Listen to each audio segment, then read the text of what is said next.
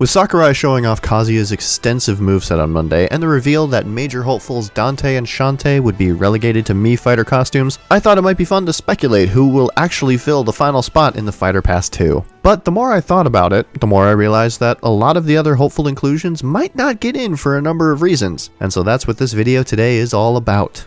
I have with me a list of 10 fighters that I've seen requested largely for this game, and I'm going to go down the list and just kind of talk about them, mostly to explain why I don't think they'll be the final DLC for the game. Keep in mind that if any of these characters do somehow manage to make it into the game, I'll be overjoyed. I just want more characters for Smash, so I'll be fine with it. I'm personally campaigning for a lot of these characters to get in, actually. This is more just me being a salty bastard because I know Waluigi's never going to get into the game, and I just want other people to suffer with me.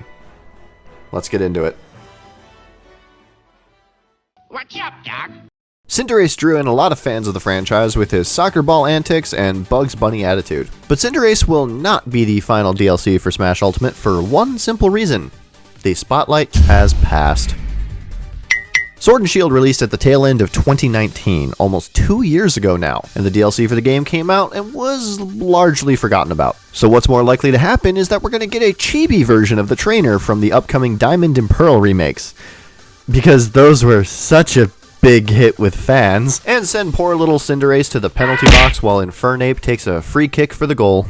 You don't even look like a Bandicoot! The spinning orange maniac of Naughty Dog, back when they thought realism was boring before they shifted to making boring realism.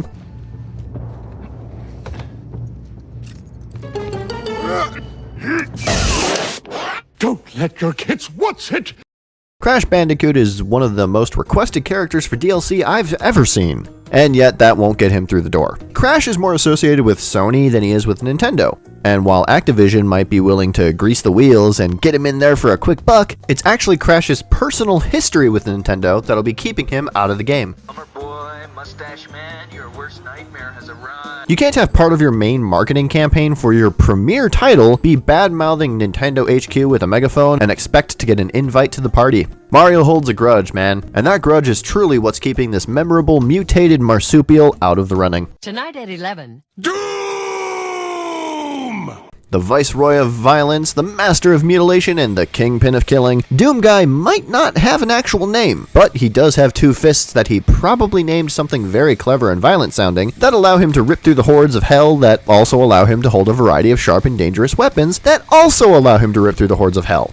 But this time, faster and bloodier. His entire personality can probably just be boiled down to a series of grunts that, by themselves, can disembowel an imp. So I can only imagine what they would do to Pichu, and the picture in my head is not pretty. As such, Doomguy will not be joining the Smash tournament no matter how many times Kazuya uses the Gates of Hell move to try and bring him into the fight, and will instead sit on the sidelines cheering on his business associate and girlfriend Isabelle, who goes ham on fools when the Doom music kicks in. A largely forgotten pseudo-mascot of the PlayStation 1, Gex's big claim to fame, as far as I can tell, is trying to make a Matrix parody one time. Or, wait, was that Conker? I don't know, it doesn't matter either way. Since he's a character that basically no one knows about, I'm surprised that people want him in the game so badly, since that usually gets you chased off of Twitter for wanting someone like that. But there were enough people who wanted him in the game to flood the chat of the Square Enix conference with lizard emojis. This needs to stop now! So that leads me to believe that the only people who really want Gex in the game are horrible spammers who should not be allowed to vote. Either way, there's already a Lizard King in these here parts, and King K. Rool would swallow up Gex faster than Kirby could let out a Puyo if he even tried bringing his Geico Gecko looking ass into the ring. I have the power of God and anime on my side! Are you serious? Are you really freaking serious about this? Goku? Goku? Why the fuck do you want Goku in the game? He's originally from manga and anime, not video games, and that alone would disqualify him from entry based on literally every other character that's in this game except for Rob the Robot, but at least he's still related directly to video games. And sure, Goku has already appeared in plenty of fighting games, a good number of them already being crossover fighting games, I might add, but I guess it's not enough to take one of the strongest characters in fiction and have him beat up anime icons like Ichigo, Monkey D. Luffy, and Jotaro Kujo, and instead have him beat up gaming icons like Cloud, Min Min, and Joker, because that'll offer you a completely different experience, trust me.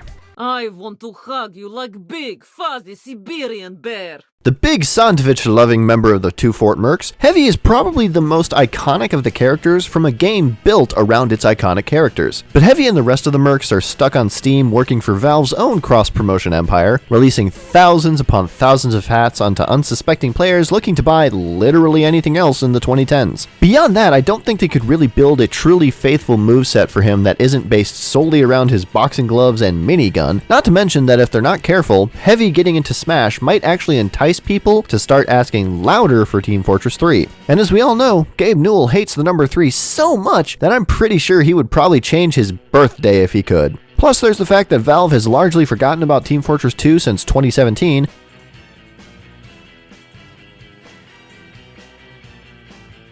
You are dead!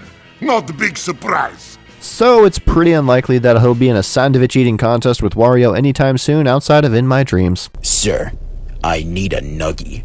Mascot for the original Xbox and the Xbox brand as a whole, Master Chief is a hardened soldier who's seen intergalactic horrors too grand to behold that Kirby would probably just instead see as a snack. While Nintendo and Microsoft might be all buddy-buddy now and allow players to play Minecraft together or whatever, they still haven't announced plans for Halo 5 multiplayer on Switch in all its glorious 20 frames per second resolution that said port would likely allow for, and as such I don't think Master Chief will be getting in anytime soon. Plus, if you ask me, Banjo and Steve just fit the vibe of Smash Bros. Much more than a grizzled space marine with attachment issues to his Windows 10 search assistant ever could. Now the Arbiter! Now there's a franchise character with a chance of getting in on the shoulders of Keith David's voice alone! I think that would just be weird, don't you? No, well, alright, then, never mind. Moving on. I'm honestly not sure what to say here.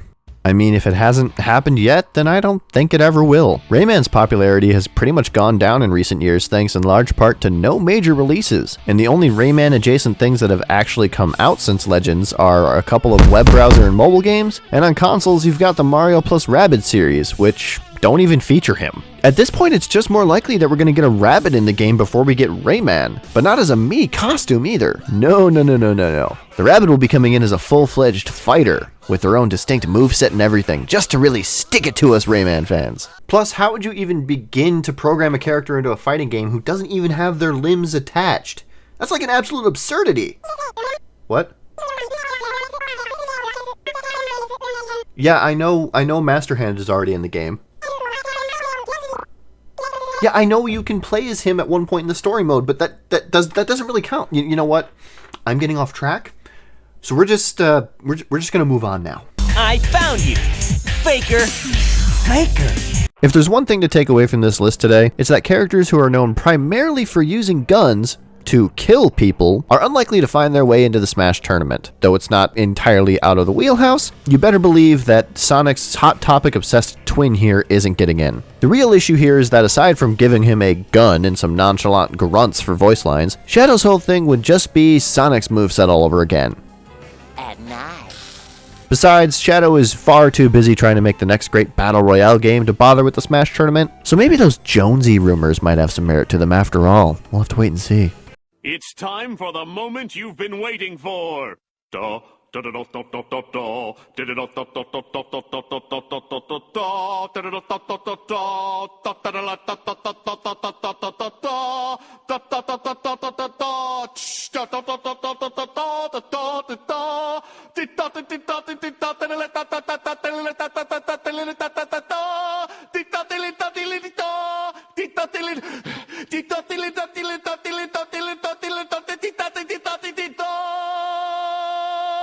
Sora from Kingdom Hearts. While some of the Kingdom Hearts franchise has appeared prominently on Nintendo handhelds, one can argue that the games that did appear prominently on Nintendo handhelds were the bad ones. Dream Drop Distance alone should disqualify Sora from entry into the Smash because he almost got Norded, and just out of spite, I think Mickey has a better chance of getting in so he can attack everyone with corporate buyouts. I'm sorry, Ahmed.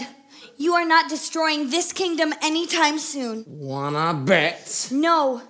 I want to buy. Beyond just that though, Square Enix has already brought 3 characters into Smash, one of which during this very same Fighters Pass, and even if Sora did somehow get into the game, it would probably take Nomura 6 to 7 years to figure out what he wants to do with him before he actually lets Sakurai work on it.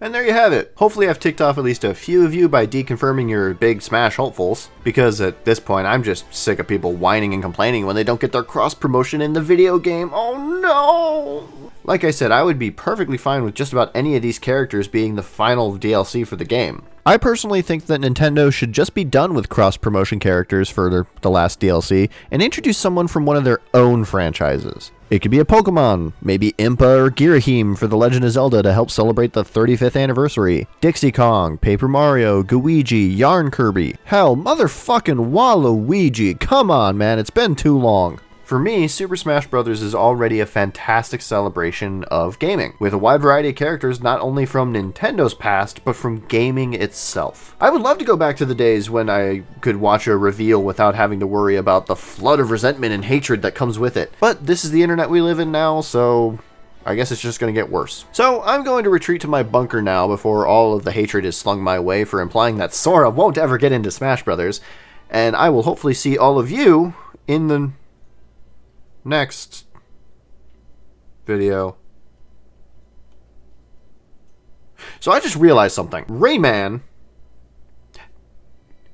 doesn't have arms, and Master Hand and Crazy Hand also don't have arms. I mean, hell, the original intro for Smash Bros. On the 64 shows a gloved hand picking up toys out of the toy box. Oh my god. I think I cracked your code, Sakurai. Why Rayman hasn't been in Smash yet? Because he already is. Rayman is already in Smash Brothers. It just makes sense. I mean, why else would they not have put him in yet, right? Rayman is Master Hand. Rayman is Crazy Hand. Rayman is already in Smash. I finally figured it out. I finally figured out why.